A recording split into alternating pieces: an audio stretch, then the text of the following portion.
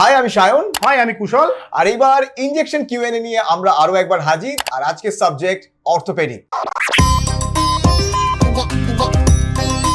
Injection.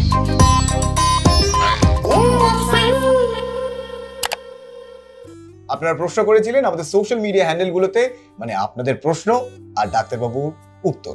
তো প্রথম প্রশ্ন ডাক্তারবাবু আপনাকে, শাইনি দাস 41 ইয়ার্স এজে কার্টিলেজ ডিজেনারেশন ধরা পড়েছে। Is it too early? Generally how many years I can prevent myself from knee replacement surgery? Please help me asking this question. দেখুন শায়নী দেবী, 41 বছর বয়স বলেছেন, কিন্তু আপনার উচ্চতা, ওজন, অন্যান্য অসুখ আছে কিনা এই ব্যাপারে কোনো মন্তব্য করেননি। 41 বছর বয়সে শুনলে cartilage degeneration, yes it's bit early, কিন্তু অবভিয়াসলি আপনি যদি খুব ওবিজ হন, খুব বেশি মোটা হন, তাহলে তাড়াতাড়ি ক্ষয়ে যাচ্ছে। আশা করি এমআরআই এর মাধ্যমেই এটা ধরা পড়েছে, এবং এর কোনো অঙ্ক নেই যে কতদিন আপনি এটাকে প্রিভেন্ট করে রাখতে পারেন। আপনার যদি ওজন ক্রমশ বাড়তে থাকে, এটা নেক্সট 5 বছরেই খুব খারাপ হয়ে যেতে পারে। আবার যদি আপনি ওজনটাকে ম্যানেজ করতে পারেন, রেগুলার ব্যায়াম করেন হাঁটুকে ভালো রাখার জন্য, তাহলে হয়তো আপনার সারা জীবনেও না লাগতে পারে। এটার কোনো এরকম অঙ্ক নেই যে কতদিন আপনি ভালো রাখতে পারেন, বাট ডেফিনেটলি আমি আপনাকে অ্যাডভাইস করবো যে আপনি আপনার ওজনের দিকে লক্ষ্য রাখুন, রেগুলার ব্যায়াম করুন, হাঁটুর যত্ন নিন, আপনি দীর্ঘদিন ভালো থাকবেন।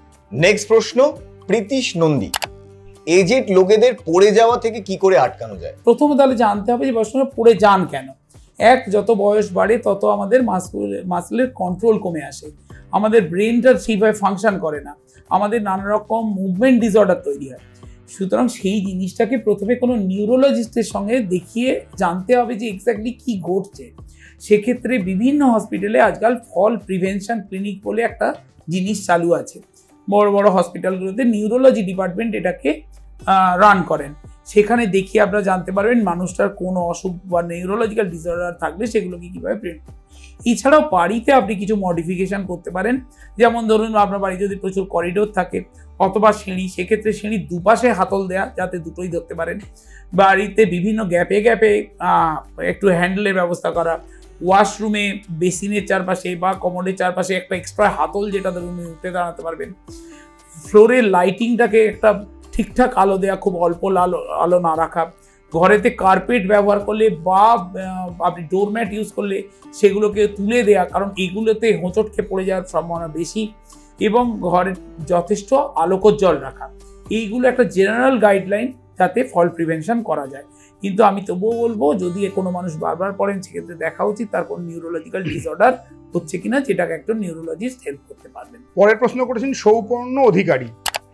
উনি জিজ্ঞেস করছেন, আচ্ছা অর্থোপেডিক সার্জনদের কি রেগুলার জিম টিম করতে হয়? না মানে হাড় সেট করার কেস তো?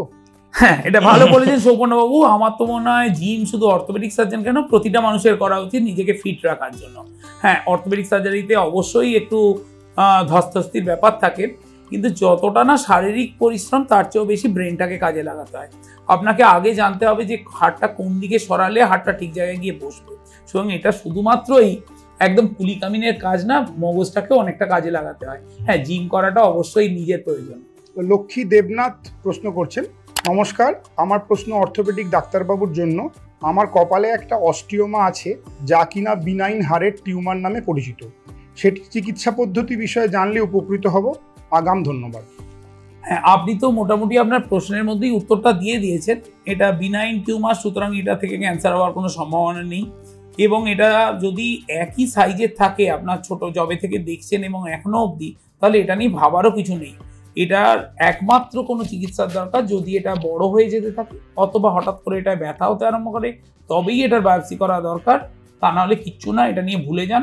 আর যদি কসমেটিক সার্জারি চান, সেটা অন্যান্য জিনিস। সোমা দাস প্রশ্ন করেছেন, আমি সোমা, আমার বয়স 21, থাইরয়েডের ওষুধ খাই 50 mg, উচ্চতা 5 ফুট, ওজন 48 কেজি, আমার হাঁটুতে বাত, 15-16 বছর বয়স থেকে। এর কারণ কি? এছাড়া আমার পায়ের লিগামেন্ট ছিঁড়েছে বছরখানেক আগে অ্যাক্সিডেন্টে।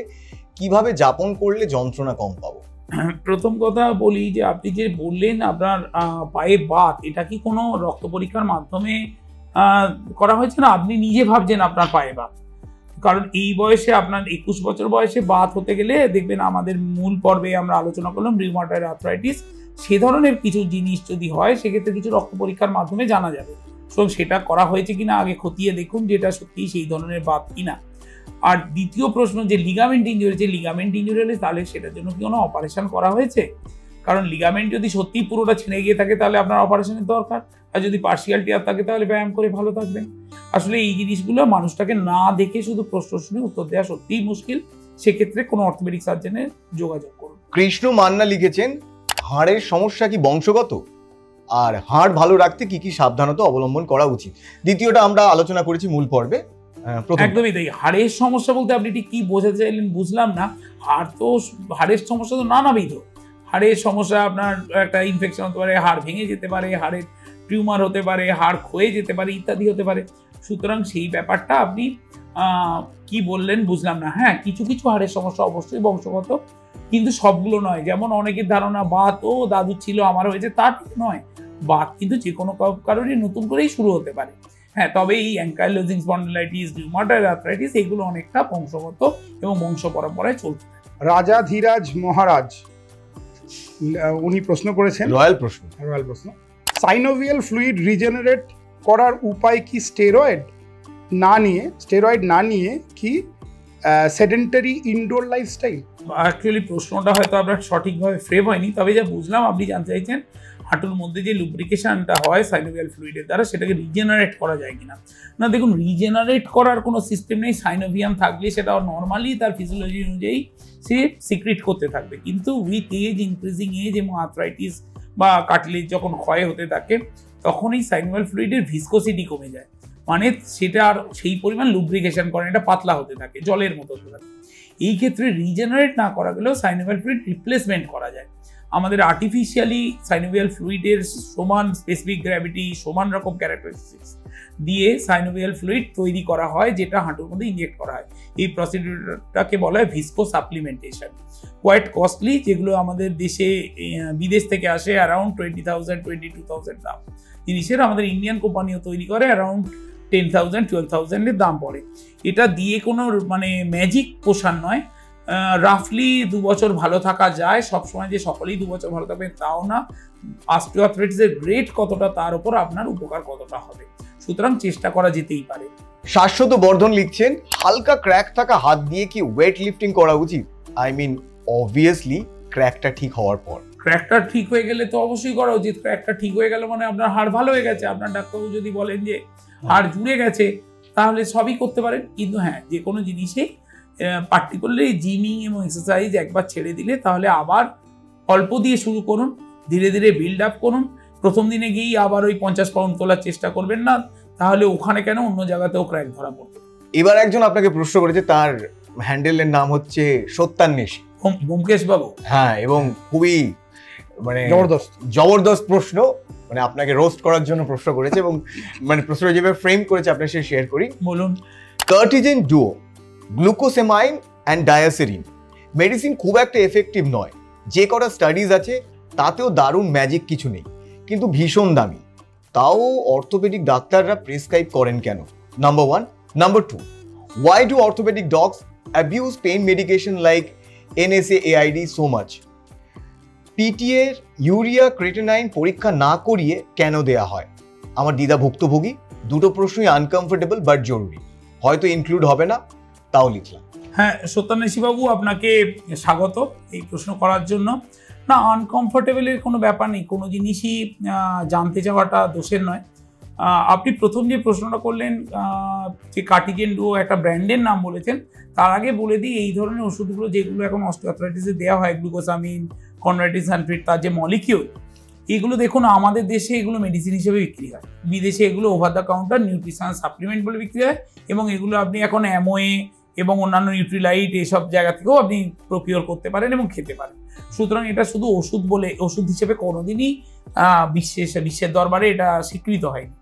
তবুও দেখবেন আপনি যেটা বললেন এই রিপোর্ট খুব ভালো নয়। অস্টিওআর্থ্রাইটিস তো সারার অসুখ নয়, এটা নিয়েই আপনাকে চলতে হবে। চিকিৎসাটা যদি আমাদের মূল পর্বটা শোনেন দেখবেন আমার বক্তব্যে সেখানেই বলা আছে, ওই চিকিৎসাটা হচ্ছে জিনিসটাকে যাতে তার প্রোগ্রেশনটা কমানো যায়, অথবা আপনার রিপ্লেসমেন্ট বা ফার্দার ডিটারিয়েশনটাকে কম করা যায়। কোনো ওষুধ কি অস্টিওআর্থ্রাইটিস হবে না বা থামিয়ে দেওয়া যাবে এটা কিন্তু গ্যারান্টি দেওয়া যায় না। সুতরাং ওষুধের দাম বেশি হওয়া সত্ত্বেও কেন দেওয়া হচ্ছে এই প্রশ্নটা একদমই নিরর্থক, কারণ ওষুধটা খেয়ে তবু তো কিছু মানুষ ভালো আছেন। এটার স্টাডিজ রিপোর্টে আপনি যদি দেখেন, হ্যাঁ 100% কিওর রেট কখনোই না। What you are looking for, whether the pain score has improved, whether the ওম্যাক স্কোর হ্যাজ ইমপ্রুভড। অস্টিওআর্থ্রাইটিসে এটাই দেখা হয়। সেই স্কোরিং সিস্টেমে definitely there is a change. হ্যাঁ, সেটা যদি 60% হয়, দ্যাট ইজ বেনিফিশিয়াল ফর 100 জন লোকের 60 জন ভালো হচ্ছে। কিছু না দিলে তো 60 জন লোকও ভালো থাকতো না, সেই জন্যই দেওয়া হয়। এবার দাম বেশি কেন, এটা তো কোনো ডাক্তারের দেখার কথা নয়, সেটা আপনি আমাদের ফার্মাকোলজিক্যাল যে ফর্মুলারিজ যারা ক্রিয়েট করেন দেশের উচ্চপদস্থ মানুষজন, নেতা নেত্রীদের ধরুন। আর দ্বিতীয় প্রশ্নটা কি ছিলেন যেন? হ্যাঁ, ব্যথার ওষুধ অ্যাবিউজ করা বলতে ঠিক কি বোঝালেন বুঝলাম না। এনসেডস এর কথা মেনশন করেছেন, ডেফিনেটলি এটা কোন ডাক্তারবাবু বা আপনি তো কোনো স্পেসিফিক ডাক্তারবাবু বলেননি, তবে এইভাবেই একদম একটা লেবেল করে দেওয়া যায় না যে অর্থোপেডিক ডাক্তার অ্যাবিউজ করেন। Particularly in my practice, anybody above 50, I do not prescribe any NSAIDs unless it is needed, and even then I tell them to get it only for 3 days অথবা 4 days। এবার অ্যাবিউজের এক্ষেত্রে দুটো মানে হয়, একটা হচ্ছে ডাক্তাররা খুব গালাগালি দেয়, ব্যথার ওষুধ ফালতু, অথবা হয় যে প্রচুর দেয়া হয়, মানে এত দেয়া হয় যে মানে এটাকে আমার মনে হয় সত্যান্বেষী বাবু এটা প্রচুর দেওয়ার ক্ষেত্রেই বলেছেন, এবং উনি ওনার ঠাকুমার কথা মেনশন করেছেন, সেক্ষেত্রে নিশ্চয়ই তার কোনো একটা রিনাল প্রবলেম হয়েছিল, সেই জন্যই উনি এই ব্যাপারে দুঃখিত হয়েছেন বলেই এই প্রশ্নটা করেছেন। দেখুন, হ্যাঁ অবশ্যই 50-এর বেশি হলে চেষ্টা করতে হবে। তবে আমাদের দেশে কি জানেন তো, ডাক্তারবাবু হয়তো ওষুধটা খেতে দিয়েছেন 5 দিন, তারপর পেশেন্ট ওটা নিজে ফার্মেসি থেকে কিনে আরো 5 মাস খান। সেই ক্ষেত্রে ডাক্তারবাবুকে একান্ত দোষ দেওয়া যায় না, কারণ আমার মনে হয় না এই মুহূর্তে চিকিৎসা ব্যবস্থায় কোনো ডাক্তারবাবুই একটা ব্যথার ওষুধ 5 থেকে 10 দিনের বেশি খেতে দেন, পার্টিকুলারলি একটা এজেড মানুষকে। সুতরাং সেটা খতিয়ে দেখুন, এই প্রশ্নের উত্তর এইভাবে দেওয়া মুশকিল। পরের প্রশ্ন, সোনু খুব মজার প্রশ্ন করেছে। আচ্ছা, হাত পা ভাঙলে বা মুচকে গেলে হাড় ফোলে নাকি মাংসপেশি? আর যদি মাংসপেশি ফোলে তাহলে মাথায় বা কপালে লাগলে এত বড় আলু বের হয় কি করে? আচ্ছা, প্রথমে বলি, আলুটা চন্দ্রমুখী না জ্যোতি আমি যাচ্ছি না। আলু যেটা বেরোয় মাথায় সেটা কোনো মাংসপেশি বা হাড় থেকে নয়, সেটা একদমই ব্লাড জমে, এবং সেই ব্লাড এবং তার সঙ্গে অ্যাসোসিয়েটেড ফ্লুইড, আমাদের ভাষায় যেটা বলে ইডিমা, সেটা জমে আলুটা হয়। এবং এই আলুটা দেখবে না কেটে ঝোল করে খেলেও নিজে নিজে কমে যায়, কারণ ওই ব্লাড এবং ফ্লুইডটা ধীরে ধীরে অ্যাবজর্ব করে যায় ওভার 3-4 ডেজ টাইম, এবং যে জন্য বরফ দিতে বলা হয়, যাতে ব্লাডের ওই মুখগুলো, ব্লাড ভেসেলের মুখগুলো কনস্ট্রিক্টেড বা সংকুচিত হয়ে গিয়ে ব্লিডিংটা বন্ধ হয়। এটা গেল একটা প্রশ্ন আপনার, যে মাথায় লাগলে আলু হয় কেন। দ্বিতীয় প্রশ্ন, হাড় ভাঙলে অবশ্যই হাড়টা ভেঙে ডিফর্মিটি হয়ে যায়, এবং সেই জন্য আপনার ক্ষেত্রে ফোলা লাগে। কেউ আলাদা করে ফুলে যায় না, হাড়টা ভেঙে হাড়টা আলাদা একটা বেঁকে যায়, তার সঙ্গে ওখানে কিছু ব্লিডিং হয়, সেই জিনিসটা ফোলে। মাসেলও ফোলে না আর হাড়ও ফোলে না, তার সঙ্গে বডির প্রোটেক্টিভ মেকানিজমে ফ্লুইড জমে ফোলে, কিছুটা ব্লাডের ভেসেলের থেকে ব্লাড বেরিয়ে ফোলে, বা হাড়ে ভাঙা হাড়ের থেকে ব্লাড বেরিয়ে ফোলে। আচ্ছা, সৌরভ দাস লিখেছে, আমার মার রিউমাটয়েড আর্থ্রাইটিস আছে অনেক বছর ধরে, মা রেগুলার ট্রিটমেন্ট আর ওষুধ খায়, কিন্তু তার হাঁটুর ব্যথা উত্তর বেড়েই যাচ্ছে। ডাক্তার একবার ফ্লুইড ইনজেকশন করেছিল, কিন্তু সেটা ভুল জায়গায় হয়ে যায়, যার জন্য পা ফুলে গেছিল আর হাঁটতে পারছিল না প্রায় 2 দিন। এখন ডক্টর নি রিপ্লেসমেন্ট করতে বলছে, সেটা কতটা সাকসেসফুল, আর এই আগের ট্রমা থেকে কি করে বের করবে, প্লিজ একটু বলুন। দেখুন, রিউমাটয়েড আর্থ্রাইটিস একটা আলাদা অসুখ, আর হাঁটুর যে ব্যথার কথা বলছেন সেটা ইনিশিয়ালি রিউমাটয়েড আর্থ্রাইটিস দিয়ে শুরু হলেও আলটিমেটলি তার উপরে একটা সেকেন্ডারি অস্টিওআর্থ্রাইটিস হয়। মানে রিউমাটয়েড আর্থ্রাইটিস যে ক্ষতিটা হচ্ছিল, এবার ভেতরের হাড়টা যে ডিফর্মড হলো, তার থেকে ওখানে বয়স্ক মানুষদের অস্টিওআর্থ্রাইটিস হয়েছে। সেক্ষেত্রে উনি ফ্লুইড দেখুন ভুল জায়গায় দিয়েছেন বা কি, এটা সম্বন্ধে আমার পক্ষে বলা, কমেন্ট করাটা মুশকিল। সেটা কিভাবে বার করবেন সেটা আমার পক্ষেও বলা মুশকিল, কারণ আমি তো দিইনি, সেটা ওই ডাক্তারবাবু হয়তো কিছু বুঝিয়ে বলতে পারবেন। আর নি রিপ্লেসমেন্ট, হ্যাঁ দেখুন, এখন নি রিপ্লেসমেন্ট সাকসেস মোর দ্যান 95%, চারিদিকেই হচ্ছে, আপনি দেখতে পাচ্ছেন মানুষজন ভালো আছে তার ব্যথা। কিন্তু এই সাকসেসের ব্যাপারটাও একটা ডাক্তারের সঙ্গে একটা পেশেন্টের পারস্পরিক সম্পর্কের উপর ডিপেন্ড করে। আমি যদি আপনাকে প্রথমে স্বপ্ন দেখাই যে হাঁটু বদল করে আপনি ফুটবল খেলতে যাবেন, আর আমি যদি আপনাকে স্বপ্ন দেখাই যে না হাঁটুটা বদল করে আপনি গিয়ে অ্যাটলিস্ট গঙ্গার পাড়ে বসে একটু চা খেয়ে আসতে পারবেন, দুটোর মধ্যে আকাশ পাতাল তফাৎ। সুতরাং স্বপ্ন কতটা দেখালাম আর সেই স্বপ্ন কতটা ভঙ্গ হলো তার উপর ডিপেন্ড করে সাকসেস রেট। শান্তনুবাবু লিখছেন, মাঝে মাঝে কোমরে হ্যাঁচকা লেগে যায় কাজ করতে গেলে, সমাধান বলবেন? শান্তনুবাবু, প্রথমেই বলি, হ্যাঁচকা থেকে মুক্তি পেতে গেলে আপনাকে নিজেকে ফিট থাকতে হবে, নিজের শরীরের পেছনে কতটা যত্ন দেন রোজ কি 15 মিনিটও সময় পান ব্যায়াম করে শরীরটাকে ঠিক রাখার? সেটা যদি করতে পারেন, এই ফ্রিকোয়েন্টলি হ্যাঁচকা লাগাটা সম্ভব নয়, সেটার দিকে নজর দিন। আর যদি হ্যাঁচকা লেগে থাকে, সেটা পার্টিকুলারলি বেশি হয় দেখবেন খুব গরম ঠান্ডা একটা জাংশনাল জায়গায়, খুব গরম থেকে খুব ঠান্ডায় বা ঠান্ডা থেকে এসি থেকে বাইরে বেরোলে মাসলগুলো একটু রিল্যাক্স থাকে, হঠাৎ করে তাকে কাজে লাগালে হ্যাঁচকা লেগে যাওয়ার প্রবণতা বাড়ে। সেক্ষেত্রে রেস্ট নিন, ওষুধ খান, কিন্তু আবার বলবো নিজেকে ফিট রাখার চেষ্টা করুন যাতে এই হ্যাঁচকার প্রবণতা। নেক্সট হচ্ছে উনি ওনার নাম লেখেননি, ওনার জাস্ট user -mj6kf6cn2e, এটা ওনার ইউজার নেম। আমি অনেকদিন ধরে নেক স্টিফনেস ফেস করছি, vitamin D3 and calcium and magnesium ঠিক আছে, এবারে সলিউশন কি? দেখুন, এটা একটা মস্ত বড় জায়গা। আপনার বয়স কত আমি জানি না, whether you are in an IT professional কিনা জানি না, whether you are very aged কিনা তাও জানি না। এই কথাগুলো বললাম এই কারণেই, কারণ প্রফেশনের সঙ্গে ঘাড়ে ব্যথার একটা সম্পর্ক আছে। যারা দীর্ঘক্ষণ কম্পিউটার ইউজ করেন এবং আর্গোনমিক্স না মেনে করেন, সেক্ষেত্রে ঘাড়ে ব্যথাটা খুব স্বাভাবিক। আর একটা বয়স্ক মানুষ 70-80 বছর বয়সে এমনি ঘাড় স্কিফ হতে থাকে, spondylotic change, degenerative change, muscle power কমে যাওয়া, সেক্ষেত্রেও হয়। বাকি সমস্ত মানুষের জন্য আমি বলবো ঘাড়ে ব্যথা থেকে মুক্তির একটাই উপায় রেগুলার ঘাড়ে ব্যায়াম করা। ঘাড়ের ব্যায়াম করলে বা আপনাকে যদি দীর্ঘক্ষণ কম্পিউটার ইউজ করে, এভরি 40-45 মিনিটস ব্রেক নিয়ে 2-3 মিনিট করে ঘাড়ের ফ্লেক্সিবিলিটি বাড়ানো, স্ট্রেচিং এক্সারসাইজ করা, এগুলো করলেই আপনি ভালো থাকবেন। আচ্ছা, পরের প্রশ্ন করেন গেমিং উইথ জটায়ু। আমার বয়স 32, আমার প্রায় 6 বছর হয়ে গেল হাঁটুতে ব্যথা। আমি ডাক্তার দেখিয়েছি, উনি আমাকে এক্স-রে করতে বলেন, আমি করাই, কিন্তু হাঁটুতে কোনো ফল্ট পাওয়া যায়নি। এরপরে উনি কিছু মেডিসিন দেন, সেগুলো খেয়ে প্রায় 1 বছর ভালো ছিলাম। এখন আবার শুরু হয়েছে, এক্স-রেতে কিছু ধরা পড়ছে না, কিন্তু এক সময় এত ব্যথা হয়, খুব কষ্ট হয়, আর সেই ব্যথা ক্রমশ কোমরে চলে যায়। এর কোনো সুরাহা আছে? আমার বাম হাঁটুতে ব্যথা। জটায়ুবাবু, আপনাকে একটা বলি যে এই হাঁটুর ব্যথা যেটা বললেন, যদি বারংবার এক্সরেতে কিছু না পাওয়া যায় কিন্তু তারপরেও আপনার ব্যথাটা আপনাকে কষ্ট দিচ্ছে, সেক্ষেত্রে ফার্দার ইনভেস্টিগেশন করে দেখা উচিত, ভেতরে কোনো কার্টিলেজ কি আর আছে কিনা ইত্যাদি। সেক্ষেত্রে একটা এমআরআই করার দরকার। আর হাঁটুর ব্যথা কোমরে যাওয়াটা কিন্তু আমাদের মেডিকেল সায়েন্সে খুব একটা নোন জিনিস নয়। হতেই পারে হাঁটুতে ব্যথার জন্য আপনি একটু অ্যাবনর্মালভাবে হাঁটছেন, যে কারণে কোমরে বেশি চাপ পড়ছে। এটা না দেখে এই প্রশ্নের উত্তর এইভাবে একটা পডকাস্টের মাধ্যমে দেওয়াটা সম্ভব নয়। আপনি আপনার অর্থোপেডিক সার্জনকে অথবা অন্য কাউকে, যে কোনো কাউকে দেখান, এটা ক্লিনিক্যালি এক্সামিন করার ব্যাপার। লাস্ট প্রশ্ন, সুকান্ত মণ্ডল জিওগ্রাফি 9397। সুকান্ত মণ্ডল জিওগ্রাফি, আচ্ছা এখানে অনেকগুলো টার্ম আছে, আমি যদি ভুল প্রোনাউন্স করি মাফ করবেন, কারণ মেডিকেল টার্ম, আর আমি তো পেশেন্ট ছাড়া আমার এই ব্যাপারে করে জানিনি। ঘুমের জন্য লোরাজেপাম 2 mg খাচ্ছি, প্রেসক্রাইব ফর অ্যালকোহল উইথড্রল। এই অবস্থায় গাড়ি থেকে পড়ে হাতের লিগামেন্টে ধাক্কা পেয়েছে, তখন আমার যিনি অর্থোপেডিক ডক্টর ছিলেন তিনি আমাকে আলট্রাসেট সাজেস্ট করেছেন, in bracket tramadol HCl plus acetaminophen. Right, সেই ক্ষেত্রে কি কোনো অসুবিধা হতে পারে? ড্রাউজিনেস কিঞ্চিত বেড়েছে, ঘুম বাড়েনি। সায়ন, আপনি যে কোনো একজন ডাক্তারকে এটা জিজ্ঞেস করে দিন, তাহলে খুবই ভালোবাসা হয়। ভালোবাসাবাসি হোক।